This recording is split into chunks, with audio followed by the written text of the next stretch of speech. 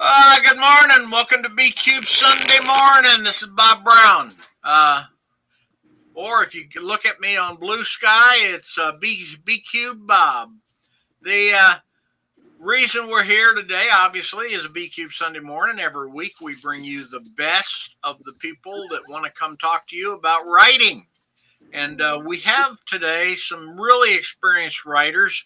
And one of them is Irene Radford, who is one of the editors of the latest bestseller we've put out. Is that happens a lot when Phyl helps edit a book.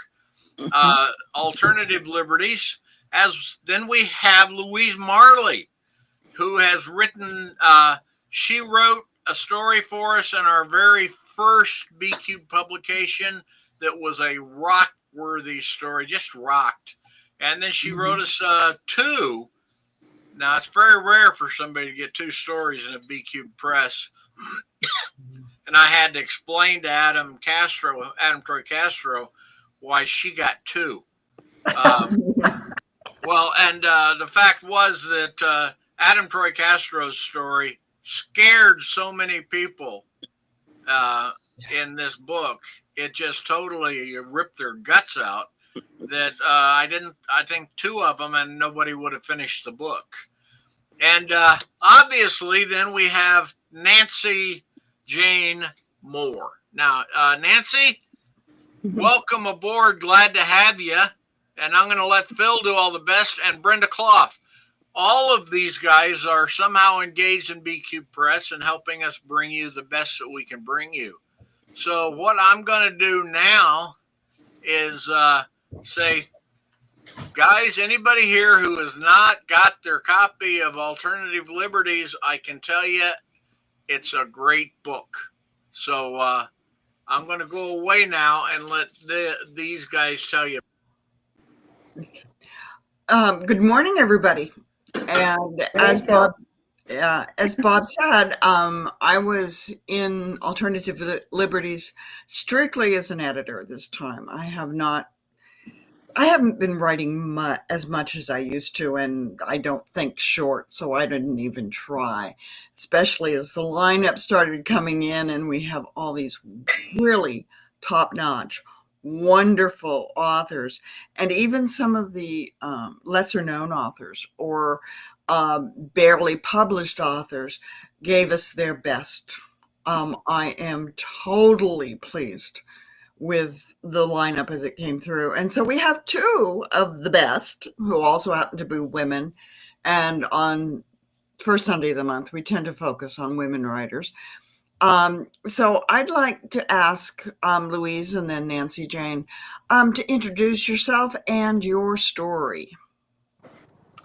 Oh, to introduce my story? Well, I did get two stories, although I think getting two of them is really more a matter of word count than anything else, because they're both super short. And I don't do short very often, so it's been interesting. Here's the book for those of you who have not yet seen this amazing cover. It's so powerful. I just think Jay did an amazing job. It's wonderful. So I wrote a story that is inspired by something that happened to my neighbor who discovered that her husband had voted the wrong way. So I wrote a revenge story, a cathartic story, and I hope mostly it makes people chuckle, because I don't mean it to be terribly dark. And in fact, I have to say about the book in general, you can see I'm reading my way through it, and just as you say, Phyl, the quality is just amazing. These authors, some of them first-time publishers, I think. They're just so good, and they're not all dark. They're not all grim. Right. Some of them are funny. In particular, I liked the one that I'll find her name so I don't say the wrong name. Just really great stories, really good reads. My other story is an imagined doctoral thesis application to take place a couple of generations from now. And it is on the grim side. So I kind of came at the subject from both sides, I guess. Okay. Yeah. And Nancy, how did your story come about? You have a poem. I have a poem. I started writing a story when I heard about it, and but then I realized I have been writing for the last 10 years. Uh, every morning I get up and I write a little a senru. It's sort of like a haiku, same format as a haiku, but you can be more cynical in a senru by the rules. And I've written a lot of them that end with the last line, "Not civilized yet." And so I went back to some of those and put them together and as sort of one poem and reworked them a little bit. I mean, they're not quite what they were originally, but um, it's been a way of expressing what's going on in my mind. I mean, it's an interesting form because I some days it's like, I'm talking about the weather, and some days I'm talking about politics, and some days I'm talking about something I read. I mean, it's whatever's really pressing on me. Well, I mean, right now, obviously, a lot of what's pressing on me is crisis in the world and crisis in the country. I'm not. It's kind of interesting to have a poem in here. I've had several poems published. In fact, a couple in the last year. I've never thought of myself as a poet. I've got 2 novels out and working on a third and a ton of short stories. So um, this is something new, but it did express how I was feeling rather well. Yeah. I remember back in the early days of Bookview Cafe, Hmm. when we were still exploring how to increase our web presence, Hmm. you committed to putting out one flash fiction a week for an entire year. And those were amazing pieces of fictions. Some of them you could tell were just thrown together at the last minute because life does interfere. But on the whole, those 500 to 1,000 word short pieces were amazing. Um, did you ever compile those into a book? I I think I did, but I think it's probably disappeared at this point. I mean, I think it may still. I think it went out on Audible at some point, but I've not updated and gotten it out on Amazon or anything like that. So unfortunately, it's not.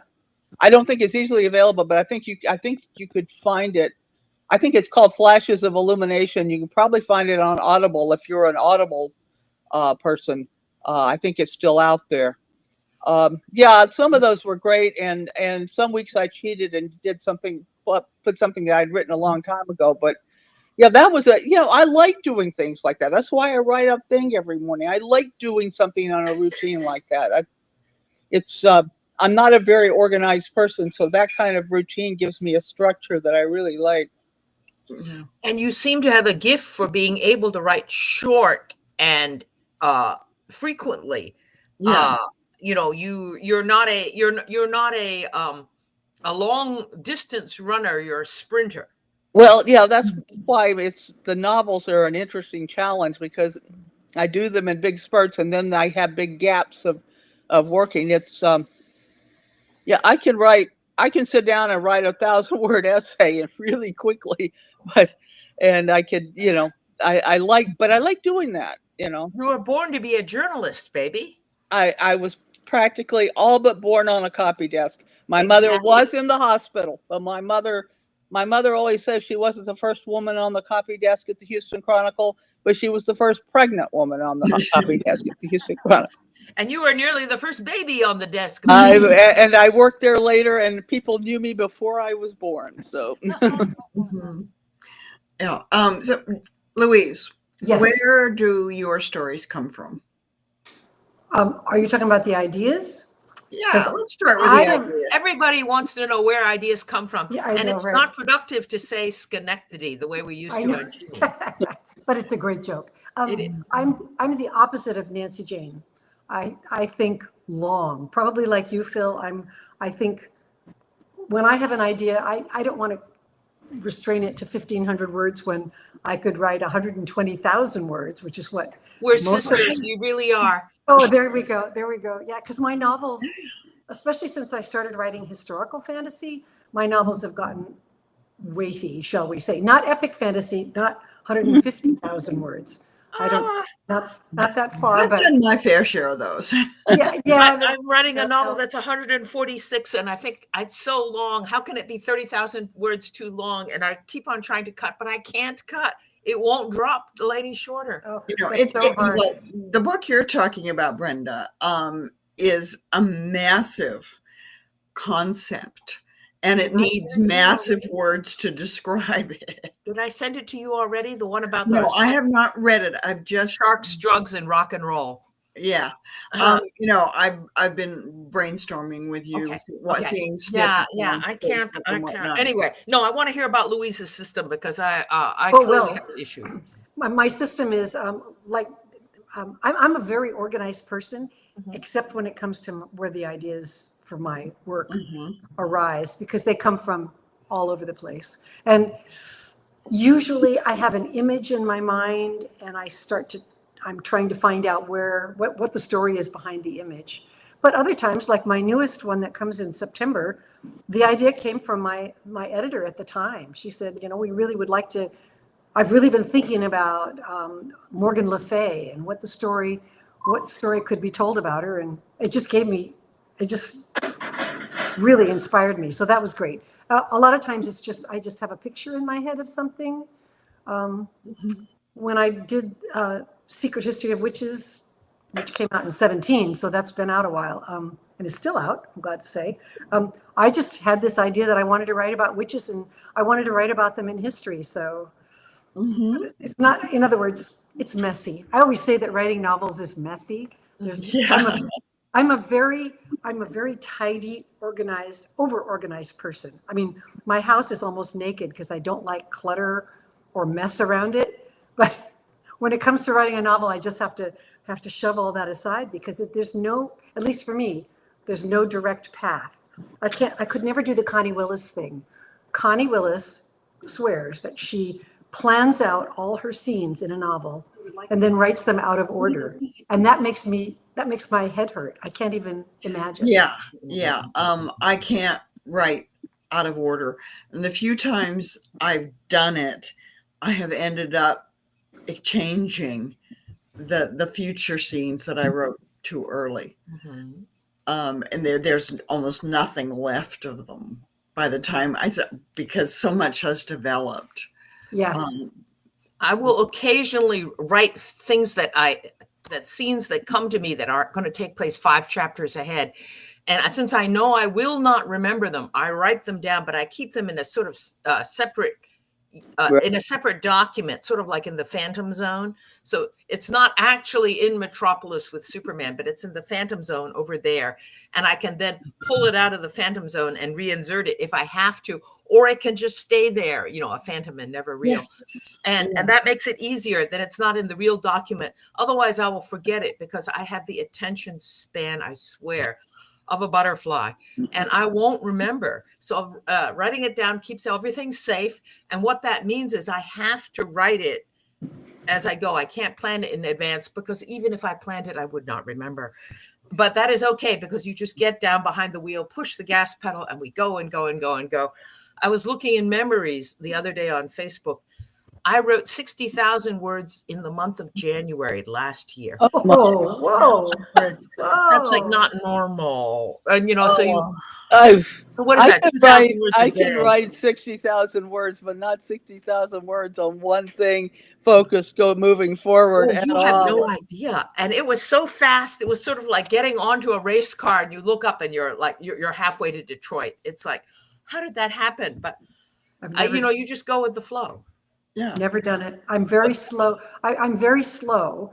And then the people in my writers group say that can't be because I've published, coming up on 27 novels. But I'm very slow and deliberate. And so if I'm lucky if I write, it is my expectation every day to write 3 pages. 3 pages is not very much. But if you do it every single day, of course, it adds up quite a bit. 1,000 words on a regular word processing program, about 300 words a page. So if you write 1,000 words a day, in a year, you have written, 120. Yeah, a lot of words, a whole A book, novel. a lot Okay. of words. Yeah, I it's a don't lot do of words. arithmetic on the fly either. But Yeah. surely, Brenda, all of us have to write things down. They don't stay in your head otherwise. That's why I keep pen and paper beside my bed. Yes. Because Yes, if I I have carry a great notebook idea, with me everywhere. if I Mhm. could have a great idea in the night, I Right. know it won't be there in the morning. No, So- and in the shower, it's very dangerous, because you have no way to write. There are things you can there are things they sell. I don't have one, but there are things they sell you can put in your shower that are waterproof that you can write on. There are notebooks like that. You can write with a bar of soap on a glass wall. I'm just telling you, on the shower, I shower put- door. Okay, the shower stall door, a bar of soap will Okay. write, but only a That's- couple words. That's Mine is- obsessive. Mhm. Mine is falling asleep at night, and I try to say things over and over and over to myself Yes. so I remember them later. Yes. Yeah, I have written some interesting notes in the middle of the night without turning the light on.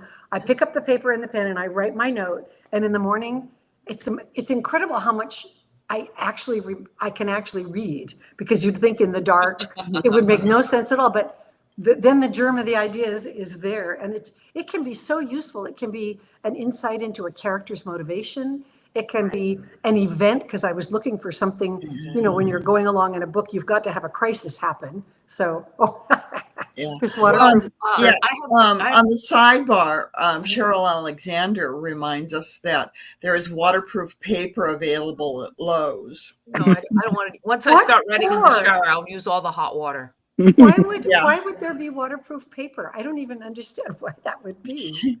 Well, so you can write in the shower. I think it's also like for soldiers in combat, and Yeah. that's the sort of thing where if you're in a very, very rural or rough situation, you're marching across Afghanistan or something, then it would be nice.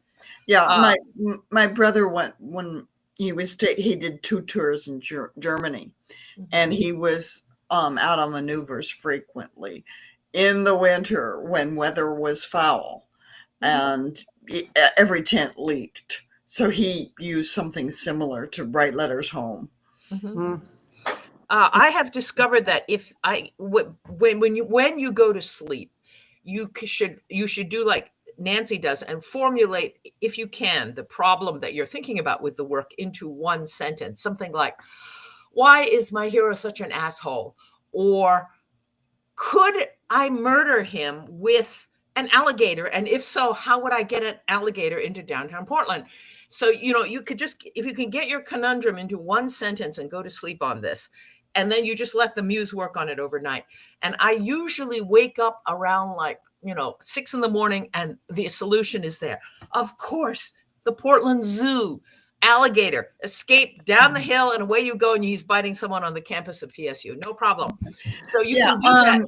Okay, You from have to think about comments, Mhm. Liam Westcott just says people have to write in the rain. But Cheryl Alexander came back with used in construction and emergency situations. Oh yeah. First responders taking Yep. notes. Engineer, and then Susan Omberg Caro says engineers and surveyors also use waterproof notebooks since they often work outside. Isn't that great? I learned something totally new today. Yeah. The trick is to Simple find a things. pen that can write on a waterproof notebook, Yeah. and sometimes you need a separate pen. They do Yeah, make I can Sharpies that will understand do that because wet period will interfere with your ink flow. Mhm. But anyway, moving on. Oh, Cheryl Alexander also says alligators can climb fences too. I already had her shoot a crocodile with a revolver. One of the difficulties is I'm trying never to repeat an effect. Eating my alligators once is enough, and then you can need a different effect. We did the combat hippos, we did eagles. So I'm trying to keep it down to where I'm not repeating my effects, and it's getting to be rough, I'll tell you. But the secret for young writers is to try to get your back brain into motion, and that's where sleep comes into play. The other more dangerous trick is alcohol, and you don't really want to do that because there's a lot of follow-on that can lead to aggravation, like driving. Yeah, and Charles Smart just also said scuba diver notebooks. Oh, right. There you go. Yeah. I need And to talk to Scuba. yeah, I'm a fan of Time Team, and they've done a couple of underwater digs. Uh-huh. And of course, they have to record every artifact before they remove it. And photos are just not always right for the situation. So they use notebooks to draw the artifact in situ, and then transcribe it into the actual archaeological notebooks. But anyway, that's another use for waterproof paper. So we are not alone in needing to write in weird places at weird times. And I think it was my second Merlin book. I was 80 pages into a 600-page book and just stopped dead. I could not figure out what happened next. One of our epic day trips, 300 miles, $350 worth of collectible beer steins. We're coming down Laurel Hill off of Mount Hood, 12 miles from home. And it hit me. My villain, my heroine was already manipulating the villain. Therefore, he's not the real villain of the book. New villain called for. Right. So I spent a week developing the new villain and went back to the beginning and inserted him. And that 60 pages became close to 200. And then I could move on. Picky. Yeah. So, there's lots of uses for waterproof paper. How did you guys hear about Alternative Liberties? Facebook. Oh, okay. I have an in with Clough winning, so I got it. Yeah, and Cliff was one of the editors. Yes. Yeah, and you, Louise, how did you hear about it? It was Facebook. I saw Bob's post, and it was weird. I went through. As I said, I don't write short very much. Usually just on request for an anthology. That gives me ideas. But for some reason, in December, I wrote 3 short stories, and I never do that. One was a Christmas ghost story, just a gift for my readers, my Louisa Morgan readers. But then I wrote 2 of those 2 stories for B Cubed or for Alternative Liberties. It was weird. It was weird that it's like Brenda writing 60,000 words in 1 month. It just suddenly I wrote 3 short stories in 1 month after not writing a short story for, I don't know, 5 years. I've been really busy with the Louisa Morgan books, so I haven't actually had the brain space for short fiction at all. And no one's invited me into an anthology. Do they not do well? This one, but so. Yeah, and Bob just posted that he was forced by pressure from his editors to buy both of your stories. You were mean, really right? short. They're really short. Yeah. Well, I sold 2 short stories to one anthology many years ago, and it was at the time Daw Books was imposing pen names on me, and so I had 2 names to write 2 different stories, and they were very, very different. But I have to admit, for Alternative Liberties, every idea I came up with sounded like a bad rewrite of 9 to 5. Yeah. And so I just, nope, not going to do it. I could not hit the right note, and rather than do it badly, and I was deep into, I was up to my neck in another project, and there was just not enough spoons to go around. But it's okay to not do every anthology that wings its way down the pike, unless you're a natural with short. Sometimes it's just not natural to you. Nancy Jane could do this, or if the force is with you, like Louise, then but it's okay not to do it.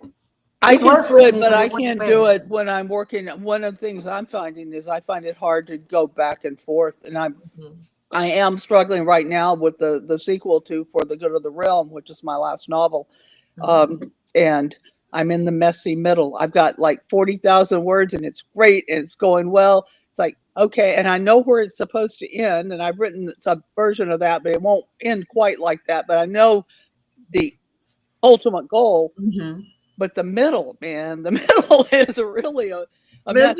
There's a reason we call it the muddle in the middle blues. Yeah, and that's Really? It's Because even in a song by Stephen Sondheim, so it's a definite thing. well, you know, yeah, you guys know Kay Kenyon's work. Kay Kenyon. right. Right. She just reissued her big quartet, which is fantastic. Has gorgeous covers. But she calls it the piece of shit stage. Yeah. I love that. It just really, really nails it for that middle of the book stuff. It doesn't quite feel like that so much as like just okay. I know where I want to get to. Where are the pieces that belong here? And it's just like, I mean, yeah, I've got it. My main character is a swordswoman. I got to have some fight scenes, but Yes, you but got not too many fight scenes because actually to move it along, it's more complicated than that. I got You witches too.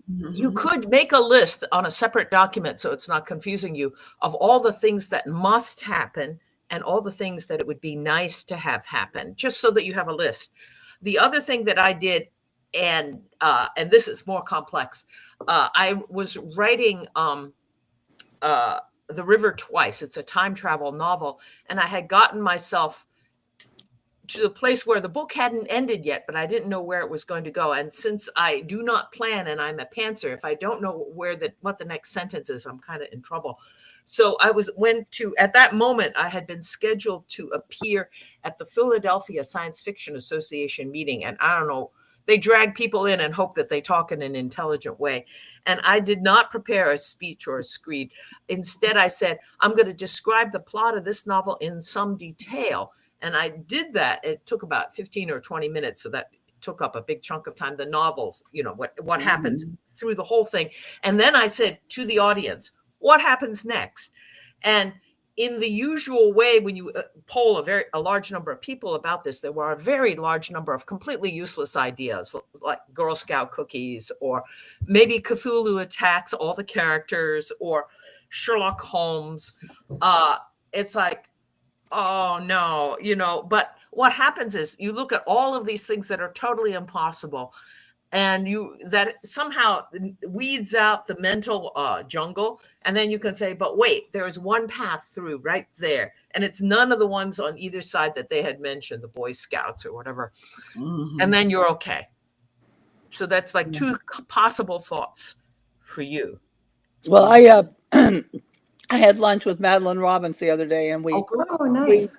we did we were exchanging where we were stuck in our current things, and she had a couple of ideas, and I had a couple of ideas for her, and Yep, it's the same principle. You tell it, and you get other people to kick in and a thought. Yeah, even if it's worthless, it's astonishingly useful.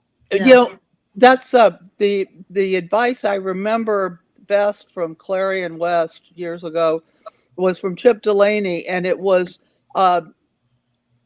what somebody says about your story may be completely wrong, but if people are saying things about the same places where there's something wrong with the story, it may not be what anybody said, but there's something wrong there, and that I think that's the same sort of thing, that you get a lot of different opinions, and most of them are absolutely useless and not where you're going, but they point out the problem area.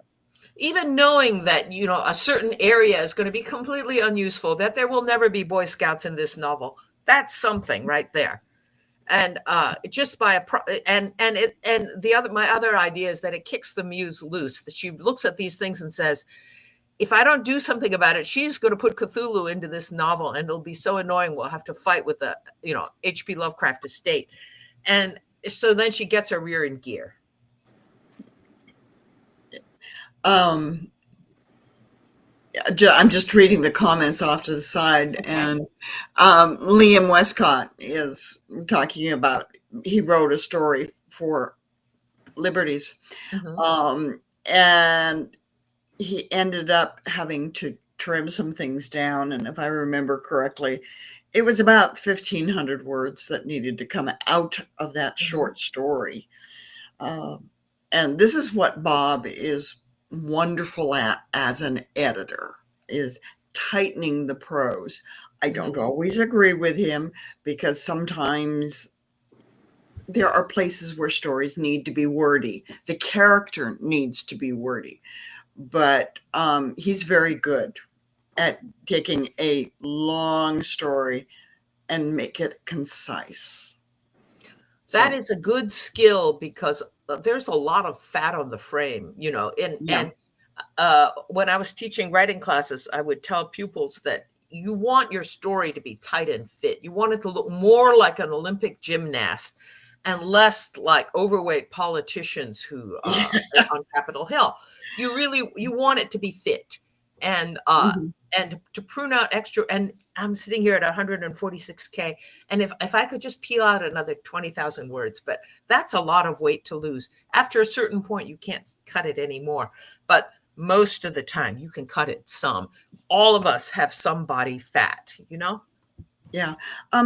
For me, the body fat is in the world building. Oh, and you have to share it. Like they have steam engines. We have to somehow get it in there. Yeah, or whatever. And that's hard to cut because you have this beautiful world in your head and nobody else does. And so what is useful information and what is fat? Well, you know, you have to focus. It has to be useful information for this story. As far as the world goes, it might be great, but for this story, that's a different thing. Well, when you write historical fiction, you come up against that all the time. Oh, yes. I learned so much about the history, but it doesn't mean that it goes in the book. Right. Maybe something that I just need to, maybe something, I'm laughing at Charles there. It may be something that that I just need to know for myself so I can have confidence. And I may spend an entire morning researching one detail that is one word in a book of Yes, we do that all the time. And one of the things you can always do sort of to keep that thing damped down is you can tell yourself, I will put all these details about the War of the Roses into my web page as a page relating to the book. And then it's not weighting down the narrative or expanding the novel by another 10,000 words. And it can be safely tucked onto your web page or like on your Patreon page as a goodie for the subscribers. There's a lot of stuff you can do with stuff, but it doesn't have to go into the novel. Right. Right. And when I trained to be a historian, I learned to use my 3x5s, lived with 3x5s when I was in research mode. University of Iowa now has all those 3x5s. Oh, wow. Yep. Along with manuscripts and galley proofs and that sort of thing. It is everybody has their own system, but essentially the basic rule is the only things that go into the story or the novel are the things that have to go into the story or the novel. And in fact, if you can cut them, you probably should. Only the essentials stay in. And particularly if you're writing short has to be really short. Well, that's a trick with writing flash fiction. Right. You absolutely, you can't say anything twice. You absolutely you pare it down to just the bare essentials. And, you know, sometimes people say, well, I want more of that. And it's like, well, you know, you have to make up the thing with flash fiction is you give people out there something they can take it into their heads and make up more of it if they want. But you don't have to do that. But I don't have to do that. But, you know, with the novel, you've got a lot more room. I know Stan Robinson says, he dismisses all the people say, oh, you can't have all this exposition in a novel. And he says, nonsense. You can do anything. You can put all this stuff in there. You've got all this space. You can do all the things you want. Of course, he writes very long books, and not everybody can get away with writing books the length that Stan Robinson writes them. But they work. They work for what he's doing. I mean, you know, the novel is such a complex form. I mean, you look at all the different things. I've been into Percival Everett's work years ago and really loved it. And I've read a lot of his novels, not just James, the one that just came out and has won all the awards. But he does bizarre things with stuff. His stuff is very surrealistic, and he'll leave you on this note of, oh my God, where do I go from here? And you know, other people tie things up neatly. Other people, I mean, it's just, it's a wonderful form. I mean, and actually that's a whole thing with all kinds of writing. I mean, one of the things I've been doing lately, the reason I fell into poetry is I started taking some poetry classes, mostly just to shake up my creative process. I'm, not real passionate to become a poet. And, you know, the possibilities of form in everything from prose to essays, all the different things people do with each form. It's what's amazing, I think, about writing is that it seems like it's such a narrow form. Oh, you're just putting words on a page. You can No. do so many different things with that. It's just amazing. And you don't need the technology you might need to turn it into video or anything like that. I mean, every form is different, but uh, you've got this great expanse. And I think sometimes narrowing that great expanse down to what works for this story or this novel or this poem or whatever is maybe the hard part, because it's like, oh, but I could go there. I could go there. I could do this. Yeah. And it's not just the story. I mean, the story, I mean, I'm always the person who's driven by the story I want to tell, but it's not just a story. It's also, there's more than one way to tell any story. Yeah. And I'm going to say to writers, don't be afraid to write lush, to use the alliteration and big words. But the idea is, some novels, some short stories need lush. There's one in Liberties that just I fell in love with, Seen But Not Heard. And it's about silencing women. It's such, that just, heartbreaking story. But the when end just killed me. but when it came time to edit it, I had to leave the language alone because it is so lush, so lovely. And the language, the language sang to me. Yes, and also Phyl, in that story, and I was really moved by it, that the beautiful language and the girl who is a natural singer wants to make the contrast of that part of the story with the ending makes it, just gives the ending so much more impact and power. Yes. It was a knife to the heart, I swear. It was really. And and there are other stories that indulge in that, and it doesn't work.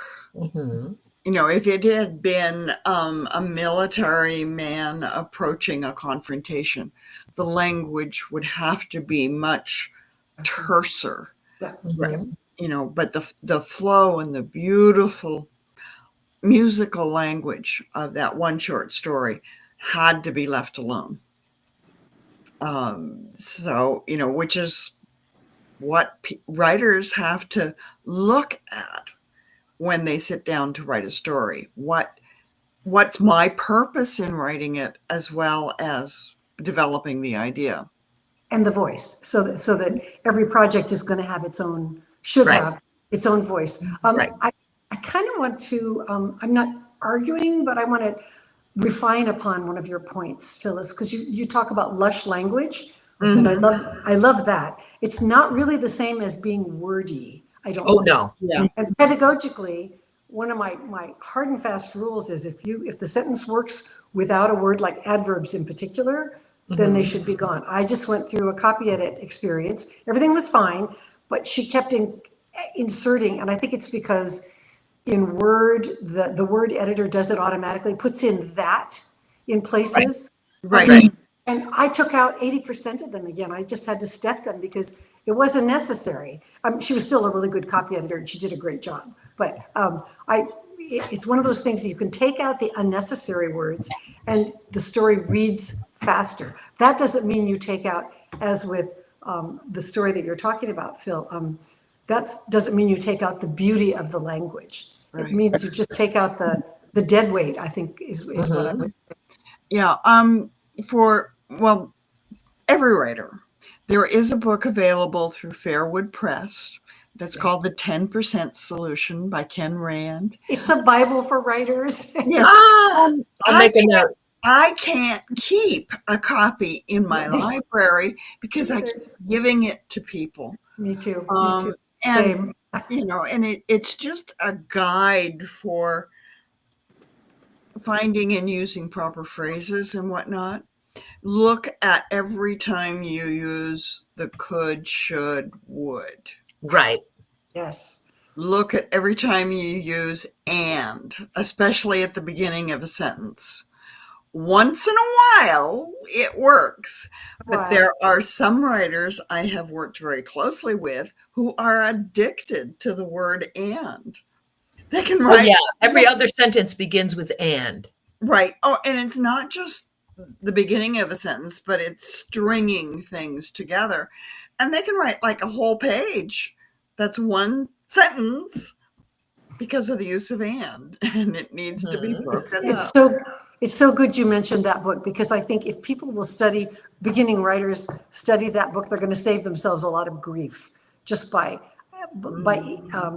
like internalizing those rules. I'm sorry he's not here to hear us praising that book, but it is 10% Solution for any of you. Yes, for whom Fairwood Press, Patrick Swenson. Patrick Swenson. I'm looking here on my library website, and I'm going to try to find it. Yeah. And out of that book has come the phrase weasel words. Yes. They don't do anything. They just wiggle around in your yeah, and you fall into habits, and suddenly like the word like appears in every other sentence, and it's just a habit that you get into as you're powering along. But then at some point when you come around to the rewrite, you're going to fix it. And that's the other secret of writing, is that you fix it in the rewrite. It's okay to just power through with all this crap and fat, but eventually, someday, you fix it. Yeah. Who was it who said that there are very few great writers? We're all great rewriters. Yes. I don't know who that was, but which, once I discovered that I had the liberty of writing more than one draft, my writing improved tremendously. But there are people out there who will only write one draft. And I can't read them. I'm sorry, but I can't read them. I can't believe that you would do that. Why would you do that to yourself? Well, I don't even keep count of drafts, because once I discovered computers, I never looked back, and I just constantly revise in a file. But I think there are people who think it's supposed to be like that. I don't quite understand it either. There are things anything I write. I mean, I write something and I'm writing something fast. I have done a lot of journalism. I wrote legal journalism for years for a paycheck, and I would have to write fairly fast. But you still got to go back through and tweak it. I mean, even if you're writing a very simple story about a very simple court opinion, and it's easy to put it all down, you've got to go back. You're gonna have repeated a word 3 times in the same paragraph. I mean, you get those things down, and then you have to go back and at least do that, even for a very simple project. So I don't see how the people used to take pride in it, but I don't. They also wrote a lot of garbage. I mean, it's like there was a good idea in there, and if they had worked on it well, it might have been a great story. Yeah. We know those people. We know those people who insist that just one draft should do it, and we don't want to be those people. And one of the reasons is, for instance, Isaac Asimov advised everyone, don't rewrite unless to editorial order. And that was because he was Isaac Asimov, and he was grinding along about his 250th book. So he was really, really expert. If you're beginning, it is very unusual that you do not need to rewrite. It's something you learn to do, to be concise the first time out. And write 200 books like Isaac, by then you could probably worry less about rewrite. Well, also, if you know you've got an editor who's going to go and fix things for you, there are things you can do. Oh, well, But these there's days, always that, nobody, Isaac could count on the guy at Random House to help. right? Yeah. Yeah. I know some people who have wonderful relationships with their traditional editor, and they know their editor will fix things very well. I feel like it would be an insult to my editor if I turned in a rough draft. Me too. Mhm. Me too. I And was just about to say, nowadays you can't do that, unless you're like Stephen King or the Duchess of Cambridge. She can turn in a rough draft because they'll publish it no matter what. But we can't do that. No. well, I don't want to. I don't want to No, send. God. For one thing, I don't want somebody else telling me how my story should go, how my book Right. should be. And so I want to turn it in the way I think it's going to be. And then I welcome my editorial input. I have really the best editor right now. I'm so lucky at this moment because they do come and go. but Yeah. but the book is mine. It's my name on the book. So while I welcome her help, I want to give her the book in the form that I think it should be. Yeah. And And I do remember one instance when my editor asked me to remove a subplot. And I said, Oh but my it's God. essential to the main plot because, and she says, well, you haven't shown us the because. Mhm. And I said, that's going to add 10,000 words to the manuscript. So she said, add 10,000 words to the manuscript. Okay, I can do that. But that was a very, she's unfortunately, Sheila Gilbert has retired, and I no longer have her input into my books. But then I'm no longer writing for Daw. But so are we, Louise? You're still writing traditional for. from the beginning, I've never done anything else. You've But never. right, for traditional publishers. I've never done indie publishing or any of the other things. Who So is your right now publisher? I'm writing for Orbit. Okay. And I have been since Secret History of Witches came out in 2017. I've been with them under my pseudonym, Louisa Morgan. So Good. and that's been, I mean, at this stage, I've been writing for a long time. I've been publishing for a long time. My first book came out in 1995. And to be having that happen now, this much later, it's like magic. I can hardly believe that it has happened to me, and I've had a blast. And Orbit and their editors and their you might see my other side. My new cover is just to die for. They're just doing looks these beautiful, gorgeous. beautiful covers and doing really, really good work. So at this point, I have no desire to change anything about that. Yeah. Yeah. I have been weaning my way away from traditional publishing. Well, since Bookview Cafe started releasing new fiction from their members. And now I've only got 2 books left with Daw, and those will be coming back to me probably next year. And so, what about you, Nancy? You've always done small press, I think. I've basically done small press, and I mean, short stories everywhere, and I did some stuff with Bookview Cafe, and I think that taught me that I am not well suited to self-publishing. I'm suited to many aspects of it, but the actual work of getting stuff out there and getting it noticed and so forth, I was not suited to. So I've been real happy in the small press. My novels are and other books are with Aqueduct Press. Oh yeah, that's nice press. Timmy Duchamp is she's a great editor because the first book I ever did with her, and this is 20 years ago, it's a novella called Changeling. And it's like a 20,000 word book.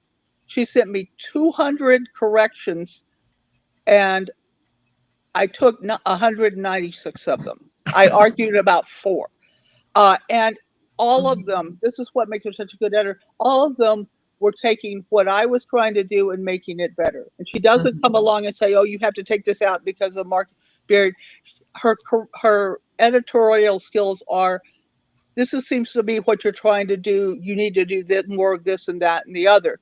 Mhm. So I mean, I'm so hooked on that that I'm not, I would have to find, and I'm lazy. I mean, breaking into a larger press is hard. People have gone from Aqueduct to larger presses. I mean, Andrea Hairston's got lovely books coming out from Tor now, including reissues of her Aqueduct books. So small press can be a pathway. Um, Absolutely. but I'm real happy there, and I'm in the fortunate. Well, I've been reading the news. I don't know if I'm still in that fortunate place, but assuming that the Social Security checks keep coming out, and I've got savings and so forth, I don't have to make a living out of it, and so I am not terribly worried about making a living out of it. What I'm worried about is writing what I want and getting out from the press and having it available. I'm just, I've decided I'm at the point in my life where the first decision isn't, am I going to get paid? I want to get paid for the principle of it, but I I don't want to make that's not my first priority because it doesn't have to be. So anyway, I love small press, but I do Brenda, you're too. bringing that stuff out too, right? Your stuff Yeah, out. yeah, Brenda. I'm sorry, say it again. I was just saying, but you're doing the self-publishing stuff, and you're really cranking out the novels. So Oh, well, my problem was I write faster than any publisher wants to. One year I wrote 3 full-length original novels, 100,000 words per novel. That makes it 300,000 words a year. There is no publisher on this planet who will do this. And so Bookview Cafe is nice that way uh, because it's cooperative. Essentially, I can just schedule it, and so I can pull stunts like pushing out an original novel every month if I want to. And it took me 5 years to write 11 original novels, but that's okay because that for one year I could just dominate Bookview Cafe like white on rice. But Yeah. I don't think there's any commercial publisher that would do this. I don't think Daw would have done it or Tor. And so that is okay. I think of myself as obscure but prolific. Yeah. I can't help it.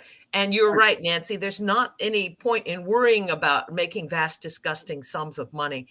I don't know whether it's really possible to do that with purely words on paper. I think that if you're really going to make serious money, you need to like have someone pick it up to make it into a movie. But I don't care. There's only so much I can do about it.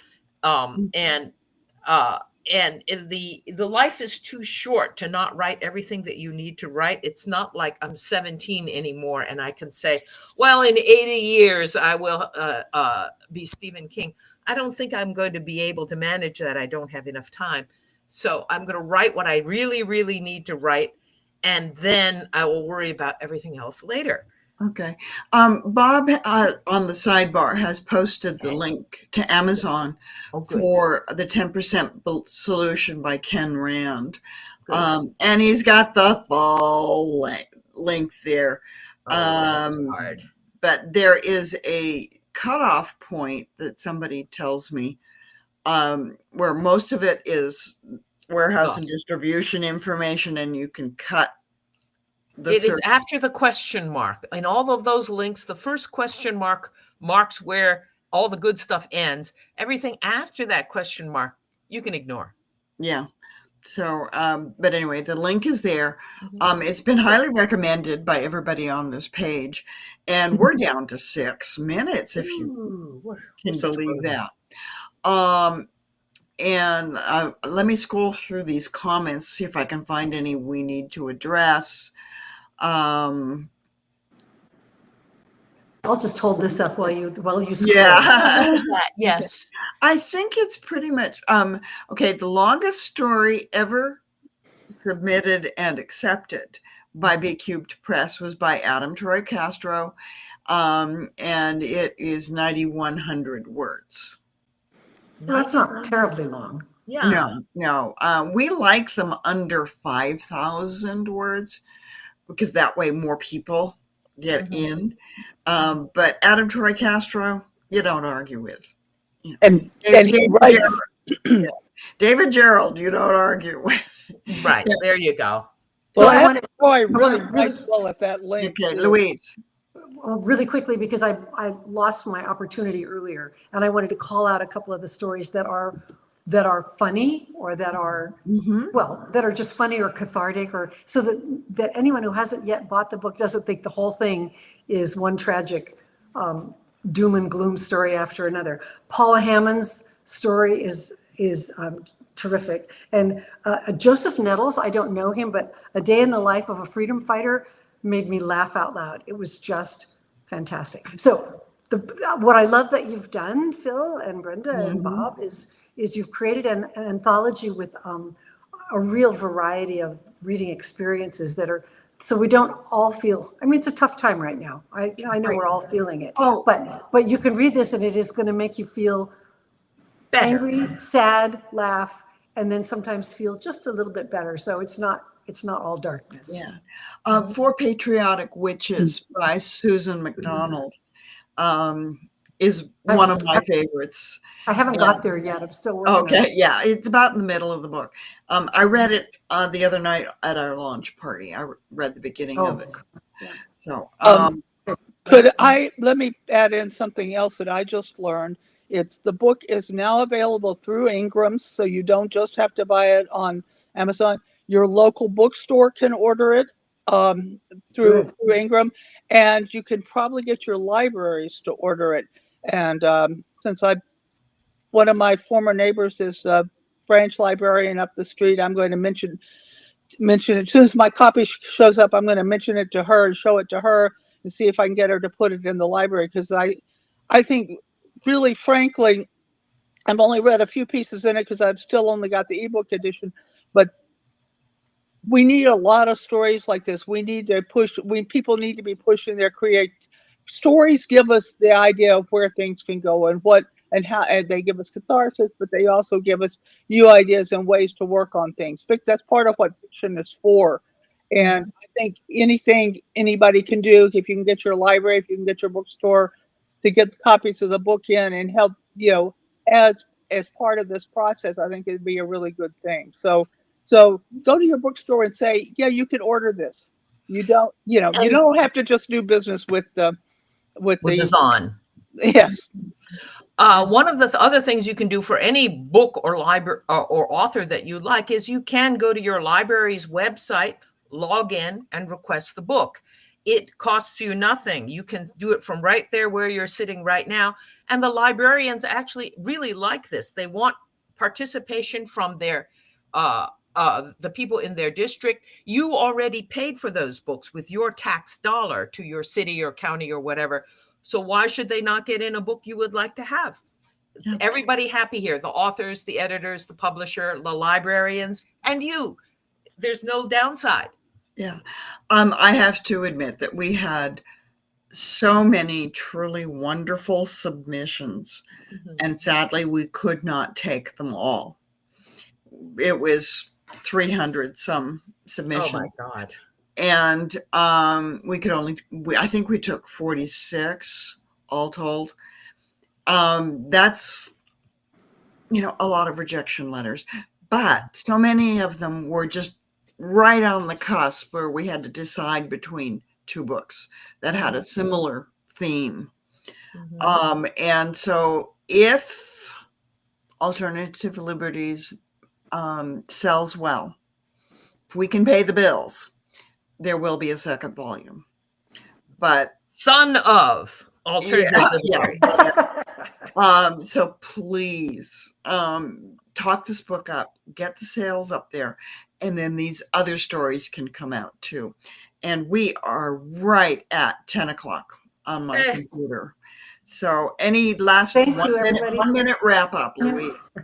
Oh, well, this has been a great chat. Thank you very much. And now I have to go away and worry because I don't know the ending of the book that I'm working on. Okay. So thank you for scaring me. Go and fix it. You scared this me. Has been a lovely antidote to having read Heather Cox Richardson from yesterday this morning. Yeah, it's tough. It's tough. Okay. Yep. And I see Bob is back in the picture. Yes, hon. Yay, Bob. Oh, I want to let you guys close out because I got to say, it is always a pleasure watching these conversations when on the second Sunday, or actually, no, first Sunday. Sorry. Yeah. Second Sunday is different. And Louise, Yes. thank you so much for all of the kind Pleasure. words. That story you said that made you laugh out loud. The Nettles. day in the Joseph life of Nettles. a freedom fighter Hilarious. Yeah. was the first story and submission by an Italian author living in the Alps. Whoa. He was, He's an Italian author? His name Yeah. is Nettles, right? Wow. Well, his real name is Dario. Dario. Oh, bravissimo. Un bel And nome italiano. he didn't want to join our reading because his English isn't good enough. He felt his verbal English. But I've been assuring him that his story rocks, that it's a good, funny story. And to hear you say it made you laugh out loud is going to make his day. Well, Because this book, as you guys you've alluded to, has a bunch of first-time writers in it. Mm-hmm.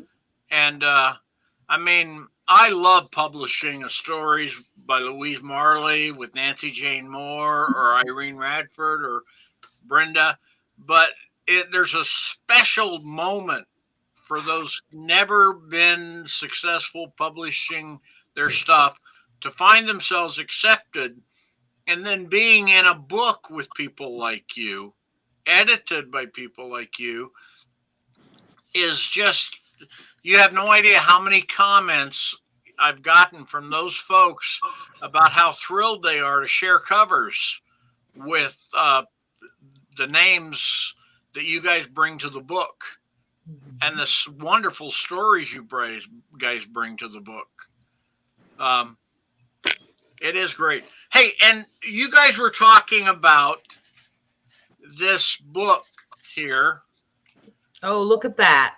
The 10% solution. There you go. That book lives on my desk. yeah, that's a good one. Now I'm going to read you something in this book. The editor. Editors, through stupidity or malice, reject the great stories we send them. They drive us nuts. We go from near worshipful groveling when we submit to a bitter cursing, when they reject us. They say they're rejecting the story, not us personally, but in our hearts we know they're evil. Oops. Guys, I have to go. Sorry. Okay. It's Thank always you great so to see much you. for coming Good on. to see you too. I lost track of the time. Bye-bye. Yes, Sorry. yes. Bye-bye. We're over our hour. Great to see anyway. you. Great to see you all. Bye. Bye-bye, guys. Thank you very much. Thank you very